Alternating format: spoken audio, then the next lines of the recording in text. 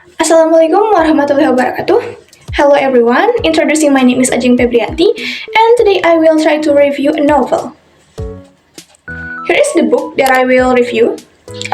I just bought this book about a month ago if I'm not wrong. And the title is Semalam di Kereta Bima Sakti, or in English is Night on the Galactic Railroad, or the original title in Japanese is Ginga Tetsudō no Yoru. This book was written by Miyazawa Kenji around 1927. Disclaimer, this review is subjective, so you may have a different opinion from me, but that's okay. You could say that this book is like a guava with a worm inside. I don't know. I'm sorry, never mind. I'm so bad at making analogies, I'm sorry. You didn't hear anything, okay? The point is, although as you can see, this book has a magical feeling and very appealing from the outside, the story is kinda dark. I'll explain in more detail later. Okay, the short synopsis is, there is a lonely boy named Giovanni, always being bullied by the others. One night, he gets a magical opportunity to travel around the Milky Way on a train with his friend Campanella. Okay, let's talk about the prose first. First, this book has very good world building, even though it only consists of 116 pages.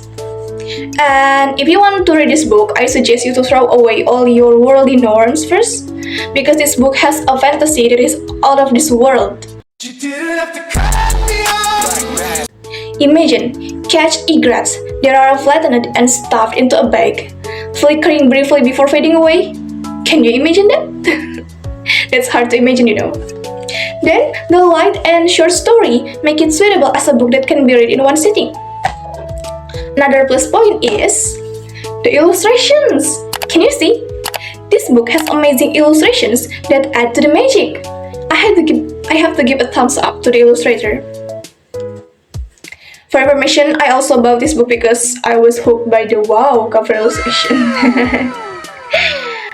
Okay, let's talk about the cons of this book. Cons of this book. I think it's the characterization.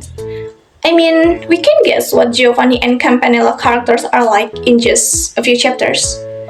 But somehow, it feels like they are flat. I don't know. Except for Giovanni, because he is the main character, I guess. But that's all understandable, because the original author of this book passed away while Night on the Galactic Railroad manuscript was still being revised, so it's not a perfect manuscript. Even in the book itself, there are missing word and page. Yeah, overall, this is a good book. Okay, I'm going to talk about spoilers from here on, I warn you. So actually, when a character on the train said that they had died because the ship they were on hit an iceberg, I immediately realized that the train is carrying a dead person to the afterlife. I mean, in other words, Campanella, Giovanni's best friend, is dead. He is on the train with Giovanni. And I think for Giovanni, he is a special case because he is the main character and he gave the conductor a different ticket than the others. I cried during the scene where Giovanni and Campanella parted, to be honest. Yeah, this is a good book for those of you who like fantasy. But I don't think this book is good for young children, because the story it's not suitable for children.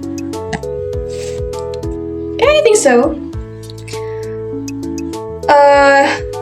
If I don't dare to give a rating because sometimes I like to be fickle. If you are curious, just read it. Yeah, that's all for me. Thank you for listening and see you soon. Wassalamualaikum warahmatullahi wabarakatuh.